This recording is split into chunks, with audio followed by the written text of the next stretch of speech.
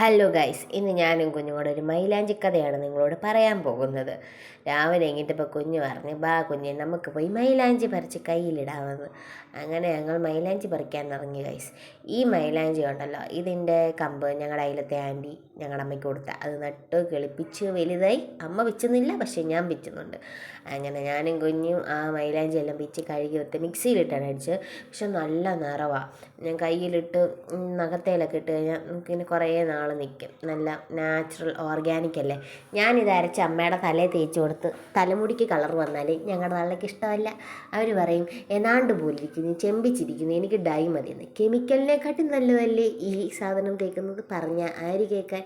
പിന്നെ ഞാനും കുഞ്ഞും കൂടെ അരച്ചത് കയ്യിലൊക്കെ ഇട്ട് പറിച്ച് കഴിഞ്ഞപ്പോൾ ഞങ്ങൾക്ക് ആമസോണിൽ നിന്നൊരു കൊറിയർ വന്നിട്ടുണ്ടായിരുന്നു. ഞാനും കുഞ്ഞും കൂടെ അതൊക്കെ അൺബോക്സ് ചെയ്ത് അവൾ ഭയങ്കര അധ്വാനത്തിൽ വലിച്ച് കീറുവാണ് കേട്ടോ. ബില്ലെല്ലാം കീറി കളഞ്ഞ്. ഒന്നുമില്ല, പാരഷൂട്ടിൻ്റെ ഒരു ബോഡി ലോഷനും ഡെർമയുടെ സൺസ്ക്രീനും പിന്നെ പോൺസിൻ്റെ ഒരു ഫേസ് ക്രീമും. ഇതെല്ലാം കൂടെ എൻ്റെ കയ്യിലൊക്കെ അടിച്ച് പറിച്ച് തേച്ച് തരാം. പിന്നെ രാത്രിയില്ല, ഞാനും കുഞ്ഞും കൂടെ കിടക്കാൻ പോകുന്നതിന് മുന്നേ കയ്യിൽ മൈലാഞ്ചിട്ട് അവളവിടെ കൈ മൊത്തം വാരി തേച്ച് പിന്നെ എൻ്റെ സ്വാഭാവികമായിട്ടുള്ള വട്ടം ഡിസൈൻ ഇട്ട് ഞങ്ങൾ കിടന്നിറങ്ങി.